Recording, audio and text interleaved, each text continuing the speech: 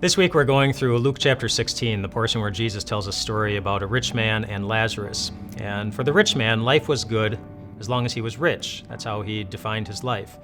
Now, it's not wrong to be rich. It's not wrong to have wealth, even a lot of it. The Bible doesn't say that money is the root of all evil. It says that the love of money is a root of all kinds of evil.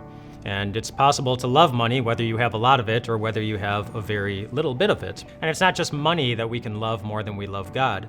There are so many things in this world that we can love more than God. Really, a good question for us to ask ourselves is, what is it in this world that has the biggest impact on our joy, on our mood, on our emotions? Is it God, or is it something else? This past football season, there was one night when I was having trouble sleeping at night. It may have had something to do with the soda and the chips and the chicken nuggets that I had right before I went to bed, but every time I closed my eyes, my head started spinning with thoughts of my favorite football team losing to their arch rival. Every time I closed my eyes, it just kept replaying these scenes in my mind over and over again and again, and I could not get over it. When I finally prayed to God, please God, take these thoughts out of my mind so I can get some sleep. And then right after that, I fell immediately into a very deep sleep. And I had a very vivid dream in which my wife was shot. And then it wasn't difficult at all for me to not think about the football game anymore. My perspective changed.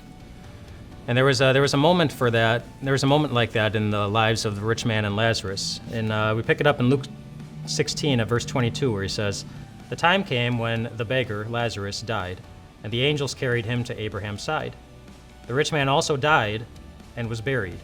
In hell, where he was in torment, he looked up and saw Abraham far away with Lazarus by his side, so he called out to him, 'Father Abraham, have pity on me, and send Lazarus to dip the tip of his finger in water and cool my tongue, because I am in agony in this fire.'"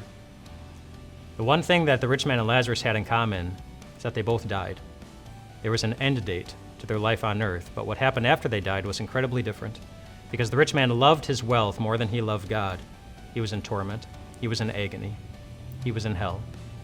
But for Lazarus, he experienced something entirely different.